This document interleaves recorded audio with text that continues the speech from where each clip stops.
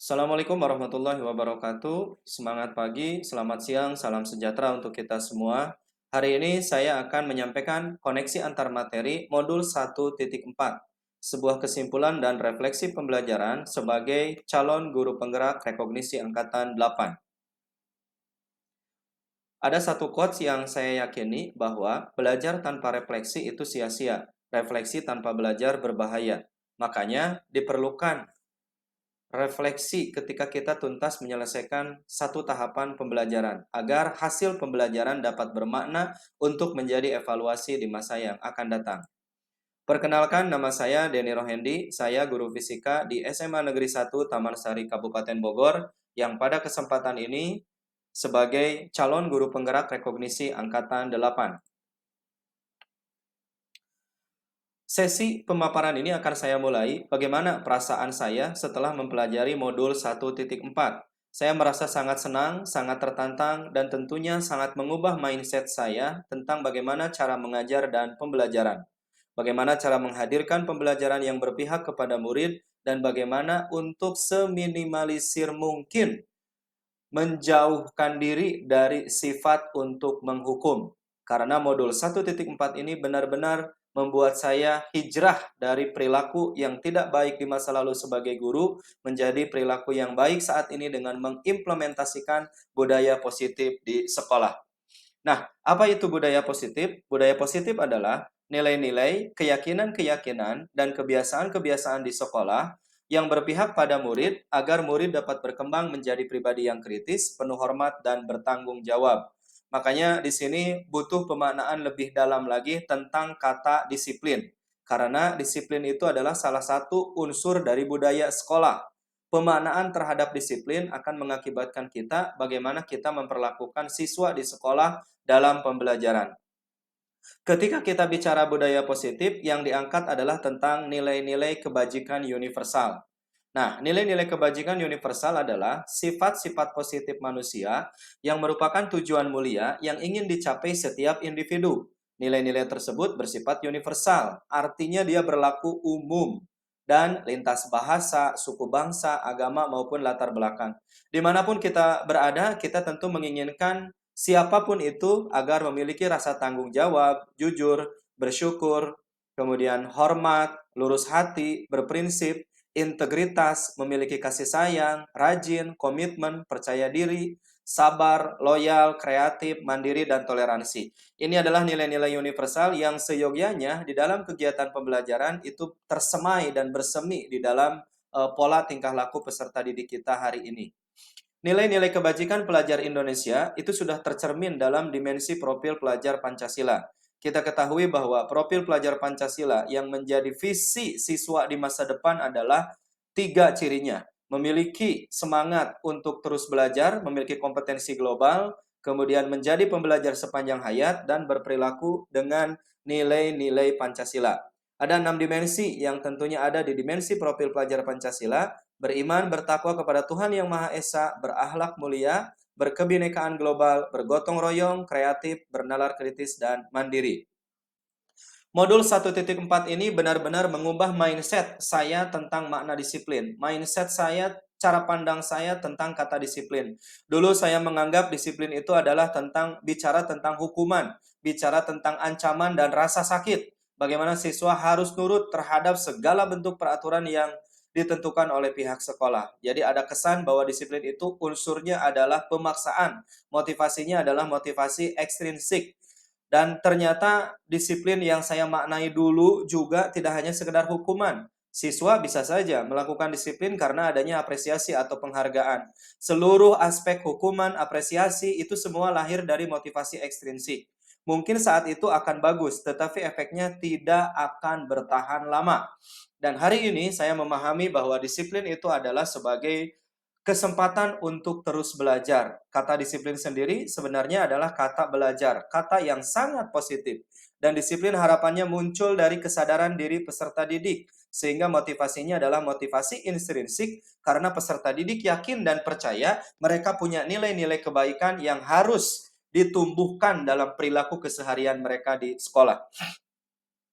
Dan kemudian saya juga memahami bahwa ternyata Yang harus saya pahami selanjutnya adalah tentang siswa itu memiliki kebutuhan dasar dalam hidupnya. Nah, kebutuhan dasar setiap siswa itu berbeda-beda di sekolah. Sehingga karena kebutuhannya berbeda, maka motivasinya juga berbeda. Baik itu kebutuhan yang sifatnya untuk bertahan hidup, ada juga siswa yang memerlukan kebutuhan akan kasih sayang dan perasaan diterima, ada juga yang karena membutuhkan kekuasaan, kemudian karena menginginkan kesenangan dan kebebasan. Seyogianya, guru harus memahami motivasi siswa berperilaku dan tentunya ini erat kaitannya dengan kebutuhan dasar mereka dalam belajar. Guru-guru yang bijak tatkala mengetahui kebutuhan siswanya, maka tidak akan saklek menegakkan disiplin atas dasar hukuman dan apresiasi. Bagaimana? Apakah saya telah memahami kebutuhan dasar siswa? Sebelum saya mempelajari modul 1.4, saya masih menganggap semua siswa seragam, semua siswa sama. Hak mereka dibatasi oleh kewajiban mereka. Kewajiban mereka dibatasi oleh hak mereka di sekolah. Dan mereka harus selalu menuntut, harus selalu mengikuti apa yang menjadi keinginan sekolah, tanpa kita tahu apa yang sedang terjadi dengan kondisi mentalnya, dengan kondisi fisiknya, dan bahkan juga dengan kondisi sosialnya. Nah, jadi saya berharap dan saya setelah mempelajari modul 1.4 ini semakin yakin bahwa saya harus benar-benar memahami kebutuhan dasar siswa dalam belajar. Kebutuhan dasar ini erat kaitannya dengan posisi kontrol guru. Nah, saya juga ingin bertanya terhadap diri saya, merefleksikan bagaimana posisi kontrol guru saya di sekolah. Nah, dulu sebelum hijrah, saya termasuk tipe guru yang termasuk kategori sebagai penghukum. Cirinya adalah nada suaranya tinggi, matanya melotot, jari-jarinya menunjuk dan menghardik. Semua harus mengikuti apa kata guru. Guru adalah yang maha benar di atas segalanya. Padahal ternyata hal ini jika dilakukan oleh seorang guru akan menghasilkan efek negatif yang dahsyat jangka panjang bagi peserta didik. Makanya oleh karena itu hari ini saya masih mengingat apa yang terjadi di masa-masa SMP ketika tiba-tiba saya ditampar tanpa sebab oleh seorang guru. Dan sampai hari ini wajahnya masih saya ingat guru tersebut, perilakunya juga sama, terus membekas menjadi kenangan yang tak bisa hilang. Nah, itu posisi kontrol guru sebagai penghukum. Ada juga posisi kontrol guru sebagai pembuat merasa bersalah. Nah, ini kebalikan dari yang penghukum. Kalau pembuat merasa bersalah, guru akan bersuara lebih lembut, menggunakan keheningan, dan membuat siswa merasa tidak nyaman atau bersalah dan rendah diri. Contoh pertanyaannya adalah, ayo dong, kamu kerjakan tugasnya. Kamu enggak mau kan ngelihat ibu dimarahi kepala sekolah? Nah, itu adalah salah satu contoh bagaimana guru memposisikan diri sebagai pembuat merasa bersalah bagi siswa. Siswa akan merasa dirinya sangat rendah, sangat tidak percaya diri karena dia telah mengecewakan gurunya. Kemudian yang ketiga adalah posisi sebagai teman. Nah, ini juga setidaknya dalam aspek tertentu memposisikan guru sebagai teman itu baik. Tapi dalam efek jangka panjang ini tidak akan terlalu baik. Biasanya guru-guru yang memposisikan diri sebagai teman, nada suaranya rendah, akrab, dan bercanda. Bahasa tubuhnya merapat pada murid, mata, dan senyumnya jenaka. Contoh ketika siswa ada yang terlambat datang ke sekolah, dia akan mengatakan, kamu gimana sih? Kok terlambat? Nanti jangan diulangi lagi ya. Ayo silakan, duduk aja di sana sambil tersenyum. Nah, itu adalah posisi guru sebagai teman. Di sisi lain nanti efeknya adalah para siswa akan merasa bahwa dia terlindungi oleh gurunya. Karena kemudian gurunya merasa sebagai teman. Tapi di sisi lain, ketika gurunya menempatkan diri sebagai pembuat merasa bersalah atau penghukum, maka siswa akan mengatakan, loh kok Bapak seperti ini ya? Padahal kan Bapak teman aku. Nah itu adalah posisi yang bimbang, yang galau, dan tidak seyogianya guru memposisikan di posisi ini. Mungkin dalam momen tertentu bagus, tapi dalam momen yang lain perlu direvisi. Kemudian yang keempat adalah posisi guru sebagai pemantau. Nada suaranya biasanya datar dan formal, kemudian dia selalu memantau aktivitas siswa, mencatat, mengecek berbasis data, kaku pada peraturan dan konsekuensi. Pokoknya kalau peraturannya sepatunya harus hitam, kamu warna coklat atau hitam ada oranye, itu kamu akan dikategorikan sebagai siswa yang melanggar. Nah, yang paling menurut saya efisien adalah bagaimana guru bisa menempatkan diri sebagai manajer. Nada suaranya tulus, bahasa tubuhnya tidak kaku, mendekati kepada murid, dan menerapkan segitiga restitusi. Posisi sebagai manajer akan menguatkan posisi murid, bahwa murid mampu menyadari kekeliruan dan kesalahannya, dan kemudian murid akan diajak untuk menetapkan satu rencana jangka panjang bagaimana kekeliruan dan kesalahannya itu tidak berulang. Di mana posisi saya terhadap siswa saya? Sebelum hijrah, saya termasuk kriteria guru yang posisinya sebagai penghukum.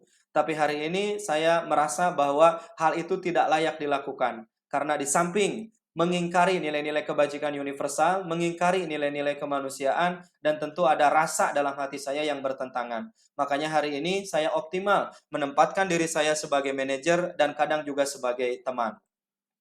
Inilah yang harus kita bangun, keyakinan kelas, bukan peraturan kelas. Jadi siswa harus diajak menetapkan satu keyakinan bersama, mengapa mereka harus belajar dengan tertib, mengapa mereka harus mematuhi peraturan, dan mengapa mereka harus datang tepat waktu. Jadi mengapa keyakinan kelas bukan peraturan kelas? Karena keyakinan kelas itu adalah nilai-nilai universal yang datang dari hati. Bukan hanya sebatas slogan, tapi kesepakatan bersama yang diyakini bersama harus dihadirkan dalam rangka memunculkan suasana lingkungan pembelajaran yang kondusif. Contoh perbedaannya, kalau kita bicara peraturan kelas, contohnya seperti ini. Mengapa kita memiliki peraturan tentang penggunaan helm saat berkendara? Nah, itu adalah peraturan, tapi nilai-nilai kebajikannya apa? Keselamatan. Jadi kita ingin mengajak para siswa kita adalah mengoptimalisasi bagaimana kemudian ketika menggunakan helm itu bukan hanya taat peraturan, tapi ada nilai-nilai kebajikan yang harus ditaati karena memang menjadi sebuah kebutuhan, yaitu keselamatan. Mengapa kita memiliki peraturan tentang penggunaan masker dan mencuci tangan setiap saat? Aturannya menggunakan masker, aturannya mencuci tangan. Tapi nilai-nilai kebajikannya apa? Kesehatan.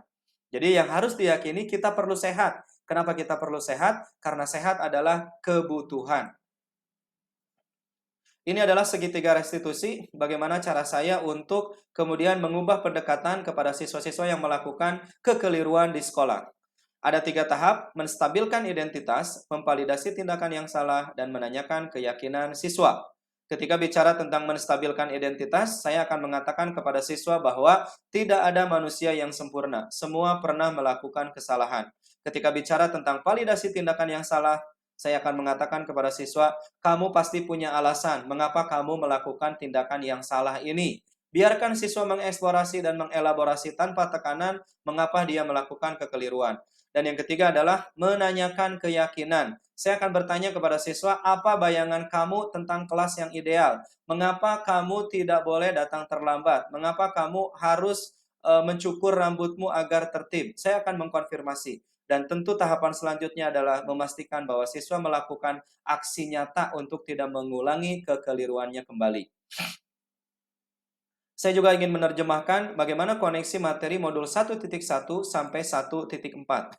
Ini yang saya pahami. Di modul 1.1, kita optimal bicara tentang filosofi pendidikan Ki Hajar Dewantara. Hal ini membuat saya terjadi perubahan mindset dan cara pandang terhadap siswa, cara belajar dan cara mengajar, dan semakin menguatkan posisi guru, posisi saya untuk menghadirkan khidmat saya melayani peserta didik dengan sepenuh hati. Dan modul 1.1 ini sesungguhnya adalah menjadi pondasi kekuatan saya, bagaimana saya bisa mengajar, belajar, dan memperlakukan siswa sesuai dengan kodrat keadaannya. Modul 1.2, ini bicara tentang nilai peran dan guru penggerak.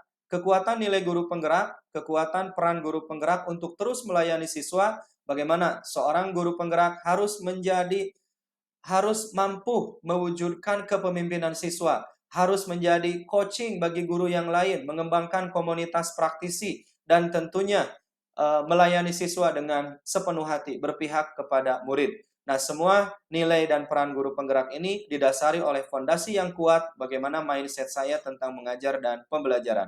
Kemudian di modul 1.3 ini semakin dikuatkan lagi bahwa setelah saya ajak sebagai guru yang akan melayani siswa, mengetahui nilai dan peran guru penggerak, selanjutnya saya akan memimpikan ke depan bagaimana siswa saya di masa depan, bagaimana sekolah saya di masa depan, yang endingnya adalah saya ingin para siswa mencapai 6 dimensi profil pelajar Pancasila. Nah, harapannya ini terwujud dengan kondisi sekolah yang aman, nyaman, tenang, dan membuat siswa merdeka dalam belajar. Di modul 1.4, saya akan bicara tentang budaya positif. Nah, modul 1.4 ini juga menjadi ruh implementasi aksi nyata dari modul-modul sebelumnya. Di sini saya mulai berpikir tentang bagaimana cara memperlakukan siswa dengan positif, dengan baik. Nilai-nilai apa yang harus diangkat, yaitu nilai-nilai kebajikan universal, bukan hanya tentang sebuah peraturan atau kesepakatan. Dan selanjutnya adalah saya ingin mengembangkan student agency, mengembangkan kepemimpinan siswa sebagai manusia yang mandiri, sebagai manusia yang beriman, bertakwa, dan memiliki akhlak mulia. Koneksi keempat modul ini menurut saya luar biasa, karena ini semakin menguatkan posisi guru supaya memiliki paradigma sebagai guru penggerak. Guru yang akan menjadikan siswa sebagai kiblat utama pembelajaran, melayani kebutuhan mereka, dan tentu akan menghamba kepada siswa tanpa pamrih dengan tulus dan welas asih, mendekati mereka dengan penuh kebahagiaan. Dan ini quotes yang terakhir, mari kita terus jaga semangat belajar kita. Kenapa? Karena kita harus memandang belajar sebagai prioritas utama. Memanfaatkan kesempatan setiap hari untuk memperluas pengetahuan dan keterampilan. Terus semangat dan jangan berhenti belajar. Dan mengingat bahwa setiap usaha belajar akan membawa kita lebih dekat pada impian. Impian kita adalah impian siswa. Tujuan siswa dalam belajar adalah bagaimana guru memastikan tercapainya kebahagiaan dan keselamatan siswa lahir dan batin dunia akhirat. Jangan biarkan kesulitan menghalangi semangat belajar. Terus berjuang dan percayalah pada diri kita sendiri untuk meraih sukses. Semoga koneksi antar materi modul 1.4 ini semakin meyakinkan diri saya bahwa saya ingin terus melayani siswa dengan sepenuh hati, menerapkan nilai dan peran guru penggerak, menjadi pemimpin pembelajaran, mengembangkan kepemimpinan untuk peserta didik saya dengan menghadirkan lingkungan belajar yang aman, nyaman, dan merdeka belajar. Terima kasih, mudah-mudahan ini menginspirasi. Wabillahi taufiq wal hidayah. Wassalamualaikum warahmatullahi wabarakatuh.